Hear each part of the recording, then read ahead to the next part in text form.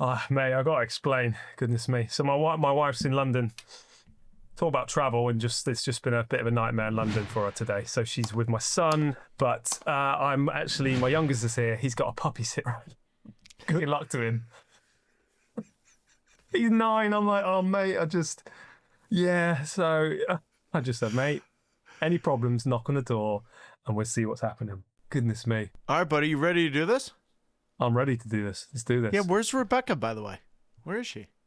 I don't know. You tell me. Where is she? Is anyone going to listen to us this week or what? What's going on? I don't know. I don't think anyone's going to listen to us. You and I both know, like 75% of our listeners are just to listen to how calm she sounds with us two just talking about nonsense. Exactly. We could just talk about anything there. Do we even have to We could talk about anything right now and get away with anything because she's not here. So for those of you listening, all kidding aside, substitute teacher kind of day for Theo and I because Rebecca's got caught up in the travels of the Northeast here in the United States where it's been 17 degrees Fahrenheit. So her flight's been canceled. She has slept in 2 hotels. She's done everything else. And yet you and I are just going to do this. We're just going to tape this podcast. We're going to do whatever we want. Excellent. That sounds absolutely Do you remember growing up brilliant. when the substitute teacher would show up at class and you were like, yes, I can do anything I want? I can promise you this. I was always in trouble with the substitute teacher because I was like, she's not coming back, so who cares? He said, are you going to stop again for a chat? And he's 2 weeks in a row. It's not happening. And it's just kind of think it's a funny side of it now. You still think it's water under the bridge after the way he salutes Anfield after the game. A post-game celebration to me was a calculation of using the Anfield supporter with that little bit of a smile and smirk on his face to say, hang on a minute, this is what I've done. He reminds me a bit of Henry, There's something about him. I don't know what it is, an early age Henry. Arsenal are getting that luck that every champions get in time. It's happening every week. It's happening constantly now. Celtic's board should have known that. They did know that. And Martin O'Neill had won 7 of 8. I go back to, what are you changing it now? If you stick Emery in an Arsenal and a Man City team now, he wins the league.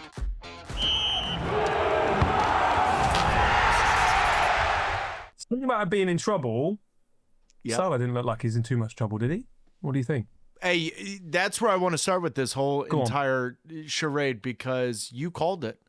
I thought, Theo, that it was going to be very difficult to implement him back into the squad. Now, mainly I'm going to say this from my point of view, which is 3,000 miles away.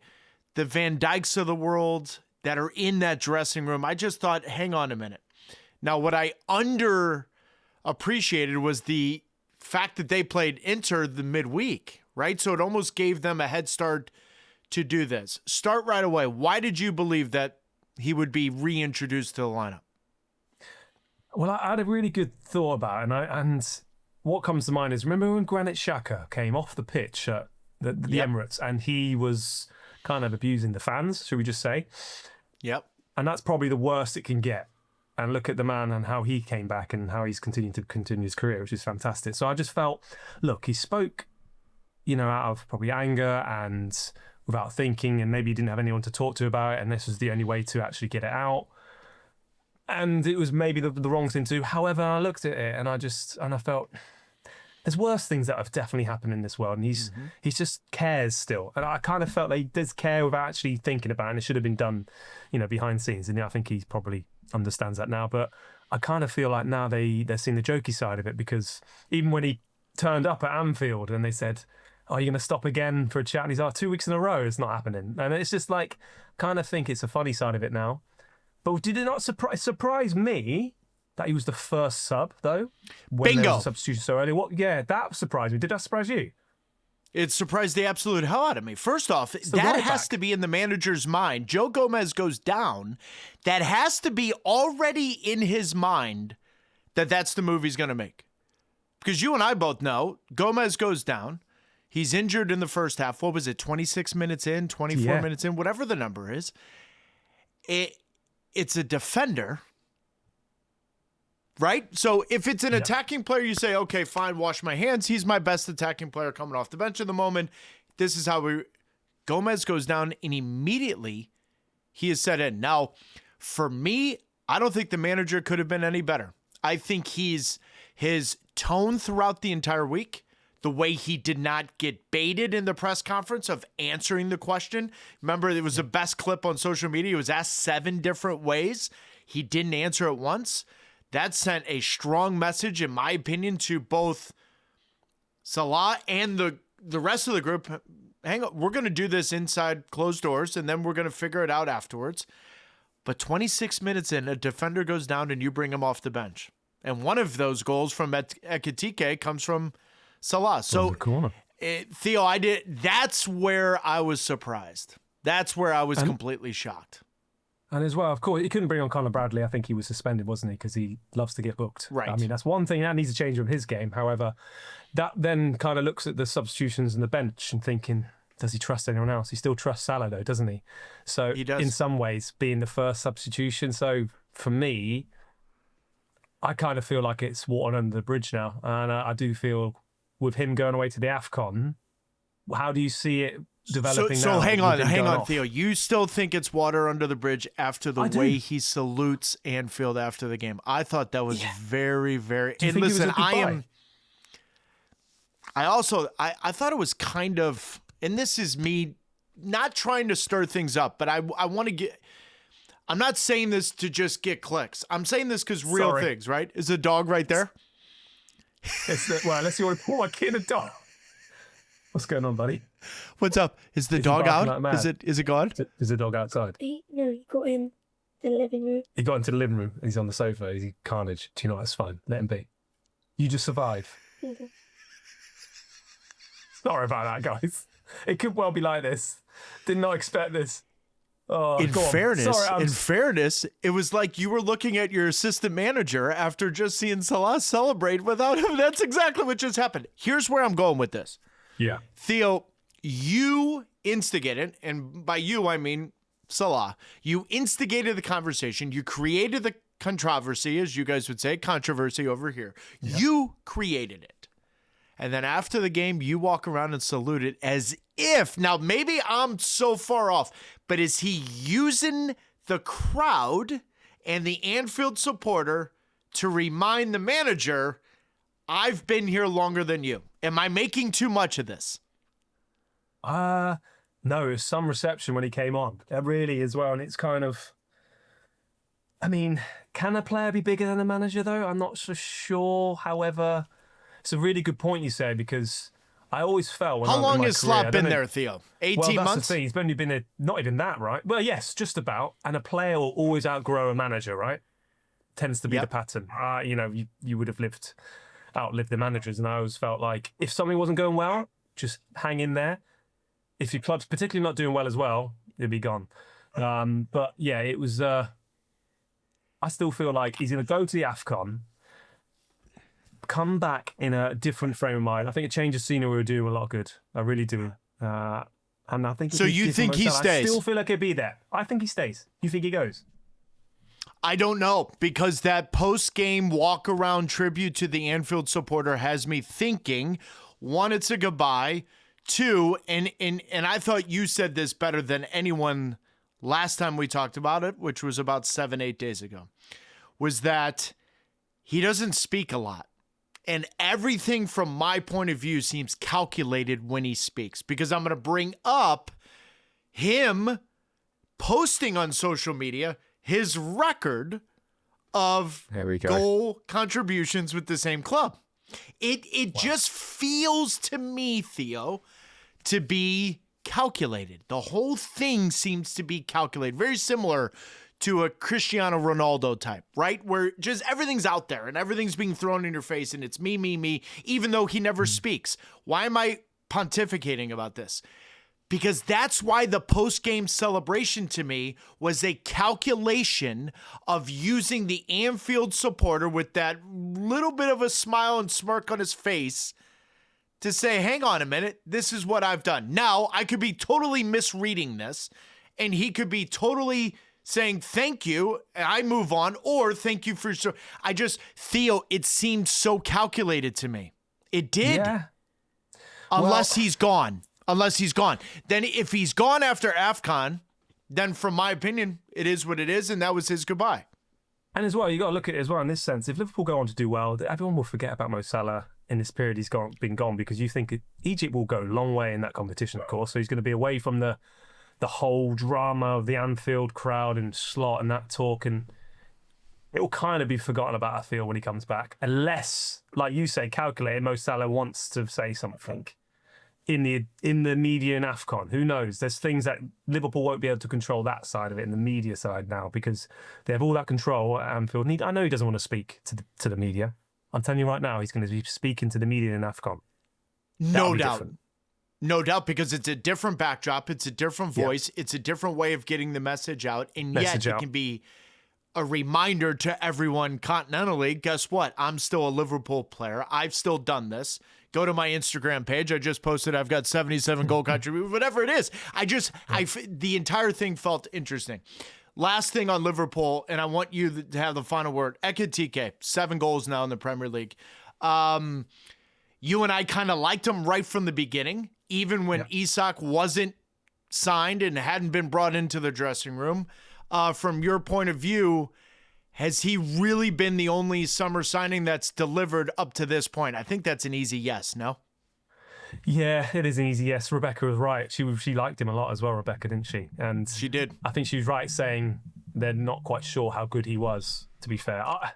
It just kind of shows, out of all the teams buying the strikers, and I'm putting Arsenal in as well with the strikers, you got your Šeško, you got Gyökeres, he's the best out of the bunch, isn't he? Like, for me, he looks like in time, he's got that aura, that presence, like he's the main man. And I feel like he's already that main man there. And they're going back to the Mo Salah briefly. I think that'll be forgotten in time with him there. I do. I really like him. Big fan of his. I think he can adapt everywhere as well. I think he's got good attitude. You think about when he took his top off and got sent off. He's learned his lesson.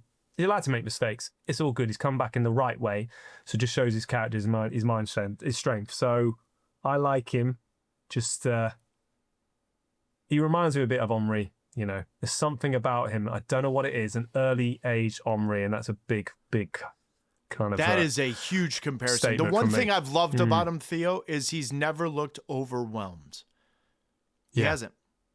He hasn't. Now, whether it's the physicality, the pace of the Premier League, whether it's Isak coming in and then immediately him not playing and then all of a sudden coming back in, right? There was this little bit of nonsense where you and I were even asking the question, hang on a minute, we understand the signing from Isak, but when you've got a hot hand the way Ekitike has been, he looks to me as a player that's very comfortable in his own skin. He looks to me to be very comfortable in playing in front of the pressure of Anfield. And when you compare him to Wirtz, that personality says a lot to me. And I get into this conversation all the time, all over the leagues and players around the world. Personality says a lot to me, because then you can withstand the valleys. The peaks, anyone can deal with. But the valleys, it seems like Ekitike can do very well. Do you think you could play with Isak? Because they obviously played briefly into Milan. I don't think they kind of played individually, I felt, watching that. I still feel I'd like to see him off the left with Isak in the middle in time.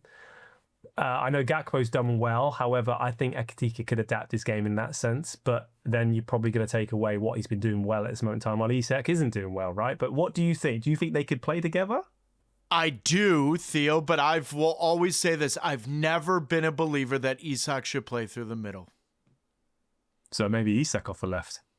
Yes, that's how I would do it. Only because the instincts of Ekitike, there's something about him, the sixth sense from 20 yards and in, that he's just kind of there.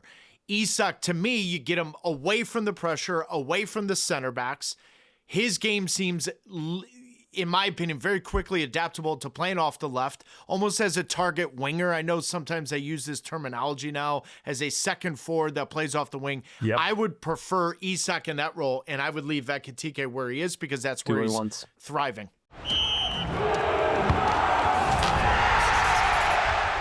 Arsenal maintained their lead at top of the Premier League table with a late win over the bottom of the table, Wolves. However, two own goals, Theo.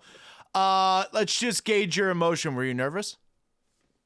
Do you know what? I had it on 0-0 half time, and I thought, was with my wife, Mal. I was like, do you know what? They'll win this game. They'll win it quite comfortably in the second half. They're just obviously starving Wolves of the ball, and in time, Wolves will someone will give up, and that's when they're going to make up their chance. Let's watch Stranger Things instead. So we put on that, and I thought, oh, I forgot about the game. No, I should have. I put it on. Could not believe. Yes. And I had to watch the highlights straight away, and I just thought, wow. It just shows. It does not. They're just the competition and the elements of how this league works is so fascinating, because you can't call any game, really. You really can't. I mean, it's winless Wolves. I mean, Rebecca can't call any game, can Wolves, she? I know. No, but like, I understand that, but I do feel like when a team in time has a new manager and they get desperate in some sense, ultimately you just have to get together as a team and think, right, guys, look, we got nothing to lose in this game. Let's just really work for each other. I think the pressure of playing away from home probably helps these teams out in the relegation fight as well. I think the pressure of the fans can really take its toll on some guys. I've been part of that at Southampton as well. When you've had a relegation battle, it's never sometimes nice playing at home. You need that, such a cliche, that extra bloody man. You really do. But it just shows for me, I don't know how you see it, but Arsenal are getting that luck that every champions get in time. I just feel it's happening every week. It's happening constantly now. And it happened to Liverpool at the start of this year when you felt, okay, they're going to win it because they're getting all these these goals. Arsenal now, all of a sudden, something's developing, and it's just that positive energy. And I think that helps, doesn't it? There's a mental fortitude, but more so there's a belief. You know this way better than me, so I'm not going to act like this. But from afar, I've never been a believer that Arsenal had the belief that they could win a game like this. The mental fortitude to use an own goal, the second one in the 94th minute. Now, Wolves were pretty good. They were pretty good defensively. They had a resolve to them. 2 own goals, sure, that happens, but Saka's dangerous with set-piece deliveries and all of that. There is something to me about having the mental fortitude in saying, all right, we won the game, we did that, but, and this is a but for me, because, and we're going to get into this in a moment, Man City looks like they can score goals for fun again.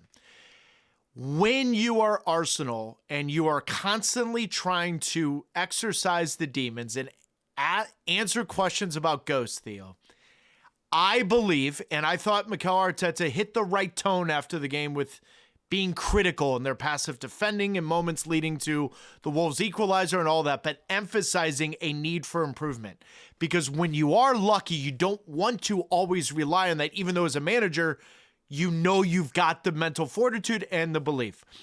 I think, you tell me if I'm wrong, this winter festive period is vital for Arsenal to get back to their winning ways by dictating the game, owning the tempo. Am I wrong? Not at all. I really don't. I feel it's kind of a kick up the backside as well to the guys that have come in from some of the injuries and be like, wait a minute, we're here to win the league, so you guys need to be up to scratch, otherwise you're out, and I just don't trust you again. So, I mean, last week when they lost to Villa, they all sunk to the floor, didn't they? And it was like, wait a minute, it just lost the game, okay, and it was quite even. They didn't do that this time a little bit. It was a bit different, to be fair. They were definitely hurt, you could tell that. But however, you see Declan Rice, he kind of just grabs hold of everyone. And that's what I'm saying about him being a leader and a captain without the armband. Just to think, oh, mate, we have time, guys. And as well, what was also calm, which I recognise as well, was when we were watching the highlights, was the support. And I'm telling you at times, when I've been at Arsenal, when we've conceded goals, it can be bloody hard. It really can. And you need those guys. Again, I say it before, it's a cliche, but look, you need those guys. They help. And I think they have that patience because, like Mikel Arteta always says, trust the process.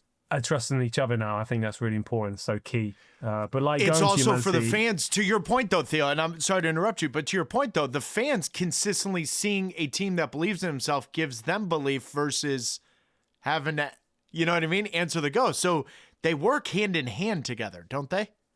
They do. But what's interesting as well, I felt, there was a player midweek, Madueke, I've been a big fan of this whole year. He didn't play. He's on the bench. I know. Didn't come on.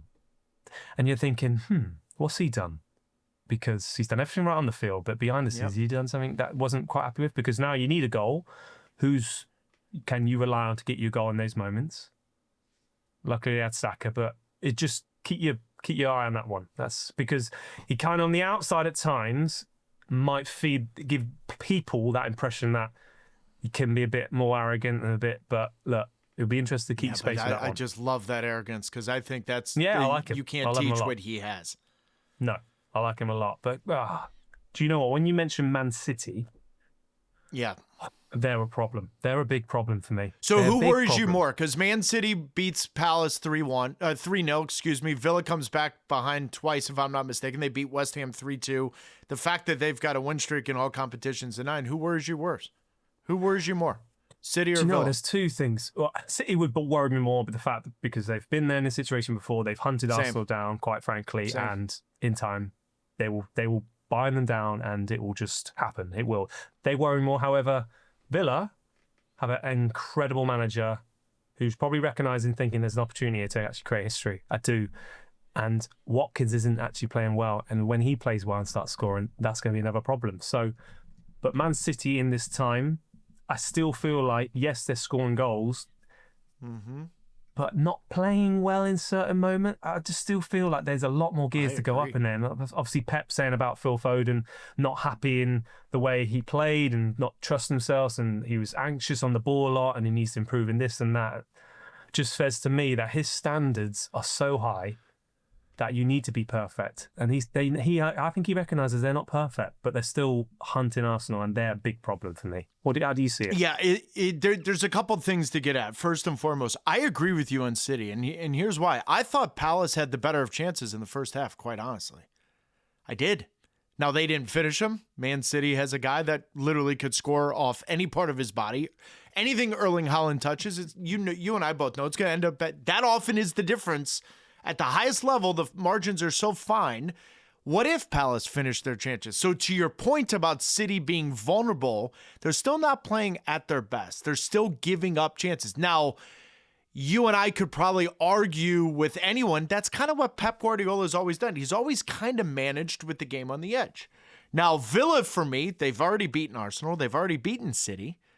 So that's something interesting to me. However, Theo, the psychological part of City already having done this to Arsenal, I don't know how to quantify that for our listeners, because when you're in a dressing room and you just know and you've done it before, Theo, tell me that doesn't make that little 2 to 3% easier to gain because you know you can do it.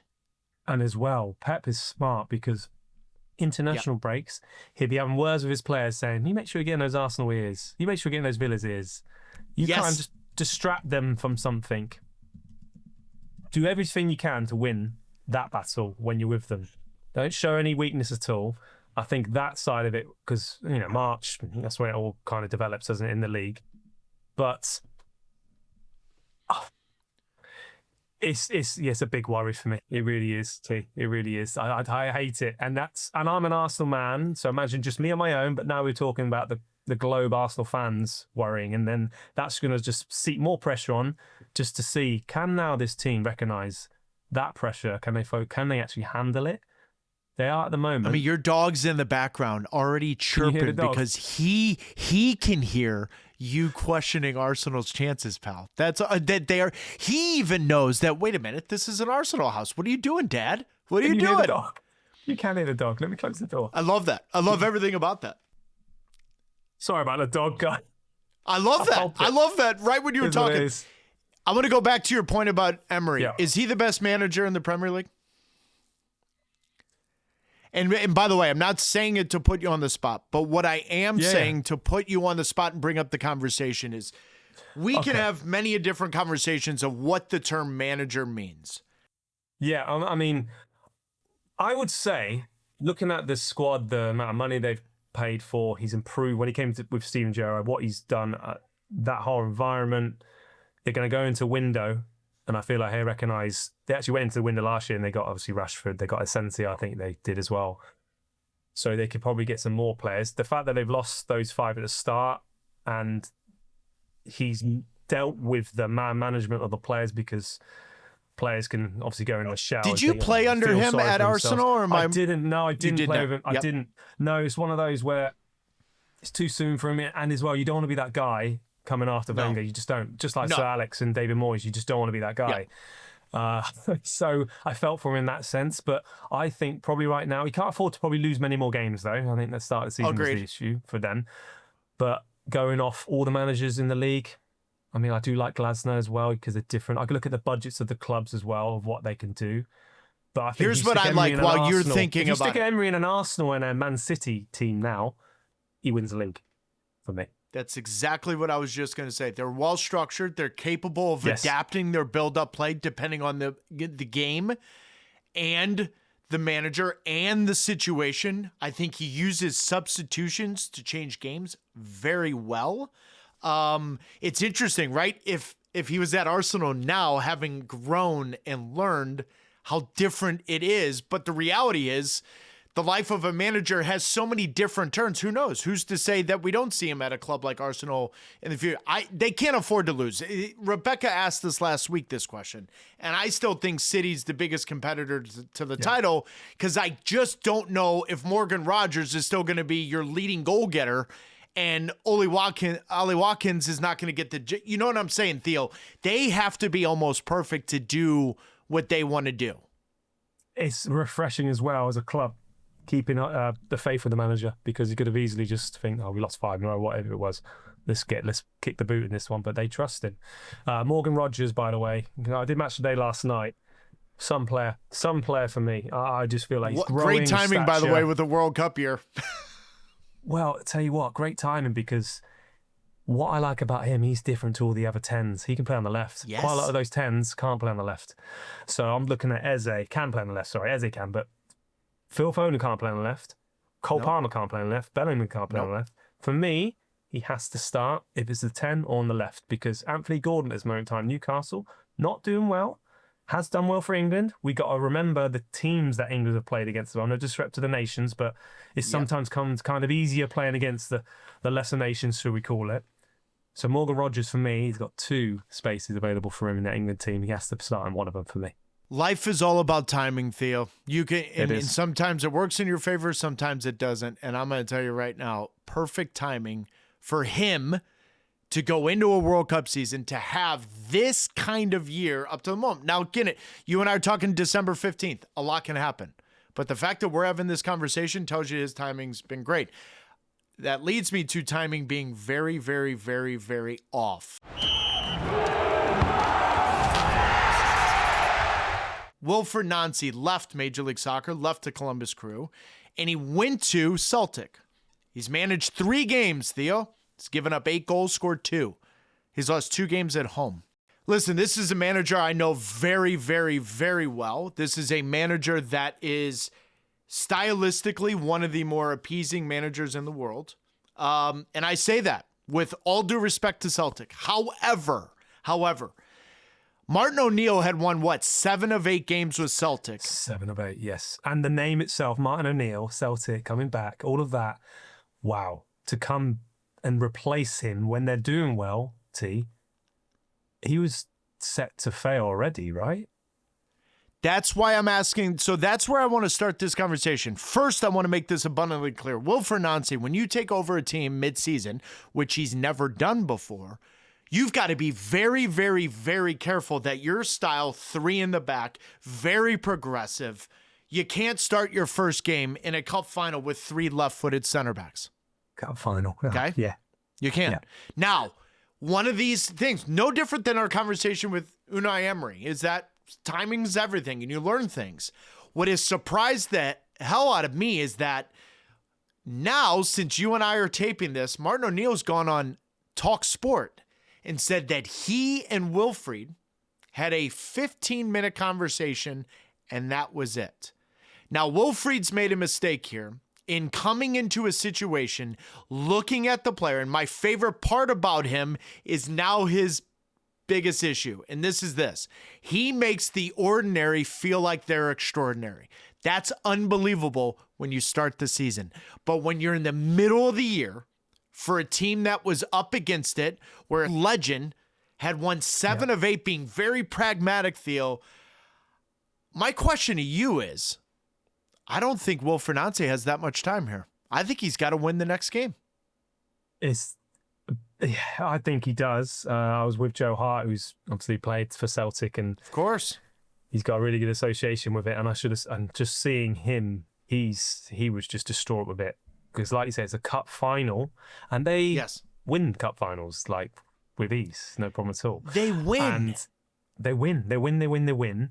But it's similar to the Ferguson and the Arsene Wenger. You don't want to be that guy after these guys who have been there and their history. But like you said there, T, with the 15 minutes, that should have been the whole. You should have had 15 months with, O'Neill to talk about how the club works, what it represents, to be working for this club. It's a massive club, and I think he's maybe gone into it not realising how big this club actually is, maybe. Because like you say, they're going into cup final, you go and win. You don't change too much. You don't have to change too much as well going into it. But also, Theo, let me interrupt you real quick. What are you doing as the board? Martin O'Neill's won 7 of 8. And if Wilfried Nancy's my next manager as the board, but I've got my caretaker sitting right over there and he's won 7 of 8. Guess what I'm saying to Wilfried? Wilfried, we're not doing this right now. You're my new manager. We're going to give you a transfer window. Yeah. Like, you know what I'm trying to say, though? Like, I would have literally looked at Martin O'Neill and said, we're going to ride this out, get through the 2 finals that they played, especially the Scottish Cup final where you have to win. You're Celtic. This is what I tweeted, and it got a lot of people up in arms across the pond. You win first at Celtic. Performance is second. And that's not downgrading the SPL. That's just a fact. Celtic has to win first. Then you can progress to the performance. The hiring of Wilfried Nancy from the board and everything else is saying performance, we've got to be better. Great, that's fine. Wait until the transfer window. Wait until he's got more than 3 trainings. But now they go to Dundee United on Wednesday in the league. They're 6 points behind the leaders. They've got 2 games in hand. I'm not saying it's completely over for Wilfried Nancy. But if they don't win Wednesday, Theo, I don't think he goes home.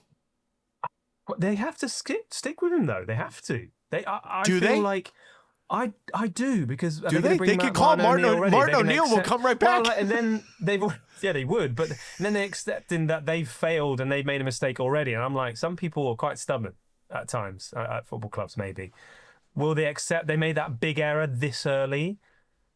They have to win the league, of course, as well. That's the other factor. I don't know, but you're right. It's quite cutthroat these days, isn't it? And I felt like watching it as well because we had it on. It didn't inspire me next to watching the game. When I looked back and they came to him and I thought, oh, as a manager now, you know how Amram at times has felt like, oh, you're not inspiring me as a player to get the best out of me. It looked like he ran out of a bit of ideas. He was kind of a rabbit in the headlights. And what's interesting is, and this is to put a bow on it, he's got great ideas, but it's his ideas. Yeah. I've never seen him, Theo, and this is to his credit, but I've never seen him struggle, but he's also never taken over a team mid-season where they aren't his players. They're not his profile. He's playing 3 in the back with 3 left-footed center backs. I've never seen him do that, Theo. And guess what? That's on the manager. I will 100% say Wilfried should have looked at it and said, hang on a minute, I can't do this yet. But I've never seen him do it. And Celtic's board should have known that. They did know that. And Martin O'Neill had won 7 of 8. I go back to, what are you changing it now? Let it go. The final question I have for you on this, because it's important, I think, for our listeners to understand the Celtic job. I think it's one of the more unforgiving jobs in Western Europe and in the world. And I'm not talking about because of the rivalry with Rangers. Rangers, yeah. How unforgiving is that job in your mind? No, I totally agree. When I've spoken to certain players as well, I've played in Scotland. The level's different, yes, but they play Champions League football. They can compete in some elements as well at times. But Agreed. But it is a massive football club. It is massive. It is. No, I love Celtic everything Rangers. about it. It's so great. Like I've been there and seen the love and the passion, and that's what big clubs create. They create that passion for everyone. But I suppose it's like that at every club for any fan, right? But for Celtic, it's different. It's like Sunderland and Newcastle. It's just different. Something is special there. But I hope he can turn it around. I really do. But good luck to him. It's very similar. It sounds very similar to Amram, to be fair. It's very similar to that process. So Good luck. He's going to need it because that's not easy to win those fans over.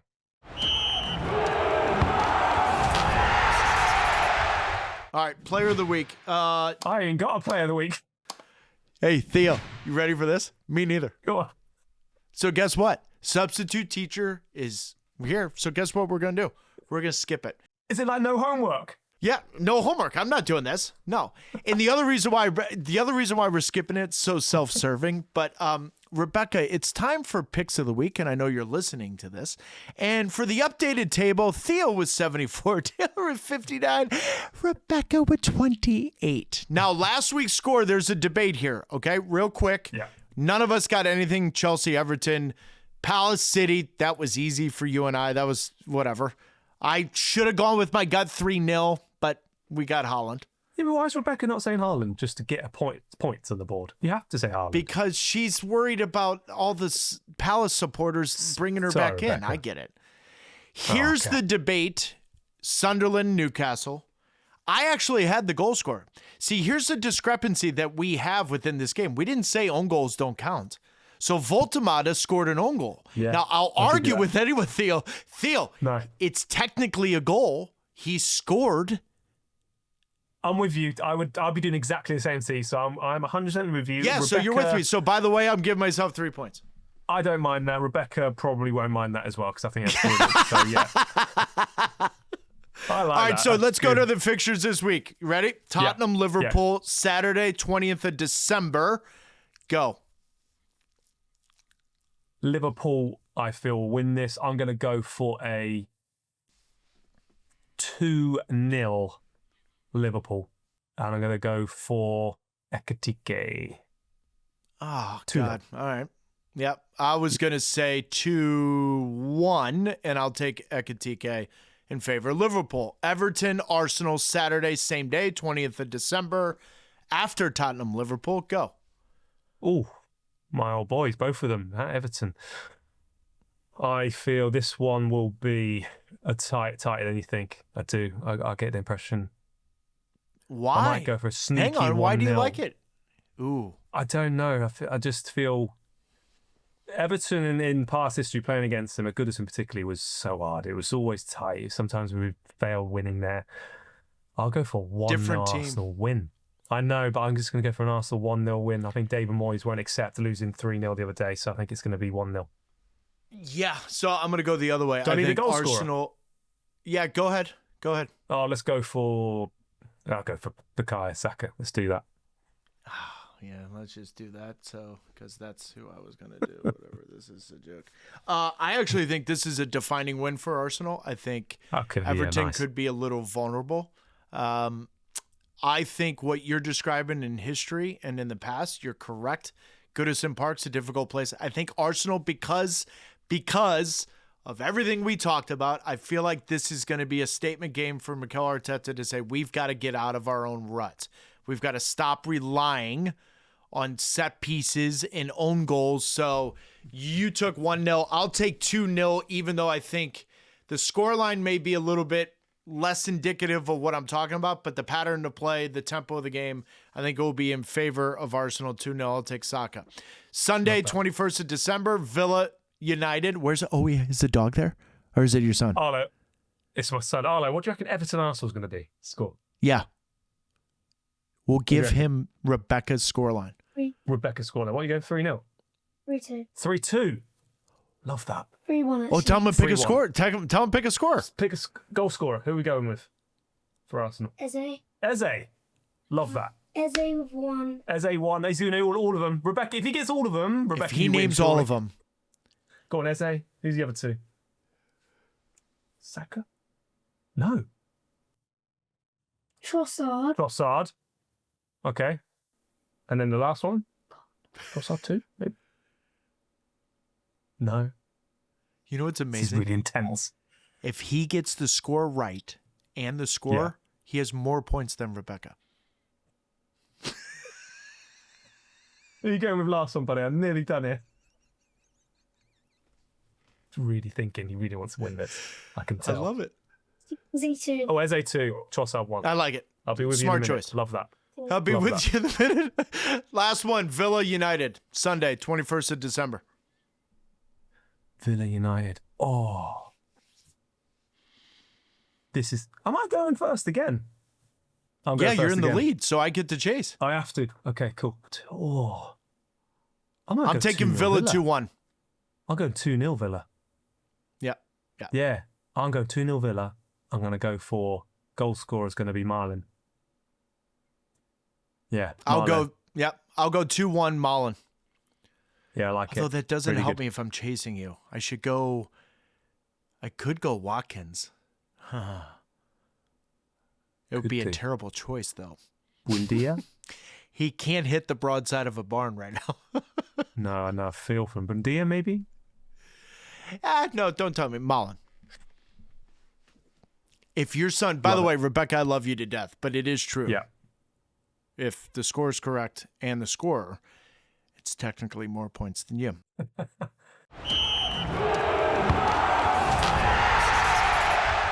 My favorite part of this is where we answer some of the fan questions. Dave from Louisiana said Theo and Taylor, actually, we both get this, and then you get the final question. Which teammate did you seek praise from the most? Theo, you can start. Praise from the most. Ooh, I would say it was a player when I was developing and coming through, actually. A senior player? Senior player. I was only 15. Nigel Quasi. Yep. Played for Portsmouth, played for Saints. But he was always so positive around me. He looked after me. He basically always told me to remember and to play to my strengths constantly because no one could deal with it, not even himself. And he really protected me in the moments when the big guys, big adults, when I was 15 in the championship, would be kicking the hell out of me or try to. And he was always there to back me up. He was like a big brother. So Nigel Quasi, can't thank him enough. And it's one of those where maybe people might not know who he is, but he was really important to me. So that'll be my man. Yeah, it's a great question, Dave. And what's interesting is I think I speak for all of ex-players. We more than likely would pick a senior player right when we were questioning whether or not we could do this. That's correct. Two of them for me. And one, I think Dave will appreciate this. So will you, Theo. I'm in Germany. It's after the 1998 World Cup where the United States finished dead last. So the likes of Frankie Haydick, Landon Donovan, Corey Gibbs, Steve Cherundolo, myself, anyone that was in Europe, we were forced to play with the reserve teams. We were forced to train with the reserve teams. I was 18 years old, and our captain was the name of Sven. And we were playing in the third division because reserve teams of the the Bundesliga teams, you could actually play in the third division, deal with promotion relegation. You get game bonuses. So it was a real eye-opening experience for me. For some reason, he was our captain. He played as a 6. If he gave me any positive feedback, it was as if the pressure was lifted off my shoulders. We weren't even competing in the same spot, Theo. We weren't even competitors in anything we were doing, but he was a 24-year-old. I was 18. He was our captain. He might have been 25 at the time.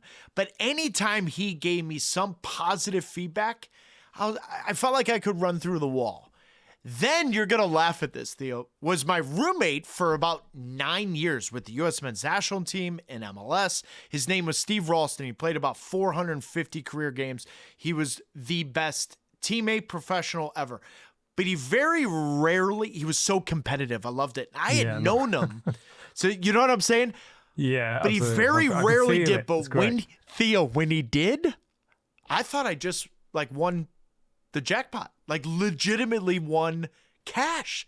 If he finally gave me something like that, anything, I was like, oh, this is amazing.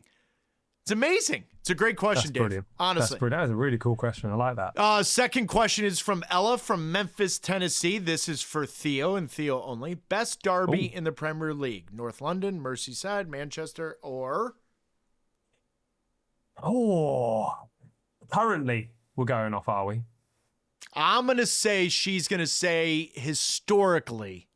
Historically. Okay, historically. Because I think currently it's a different answer. It's tricky because you can't really... Manchester, Liverpool, it's not a derby, is it? It's Manchester, but I always think Manchester, Liverpool is probably the biggest one. It's not even a derby. I think you're answering the question. But yeah, that would be it. But it's not a derby. But if I had to be the actual derby, and I think she's asking the question, though, because of Newcastle Sunderland over the weekend, right? Oh, yeah. Yeah, I mean... I don't think that's in the conversation, I don't think it is. I don't. And I'm not being dismissive. I just don't know if it is.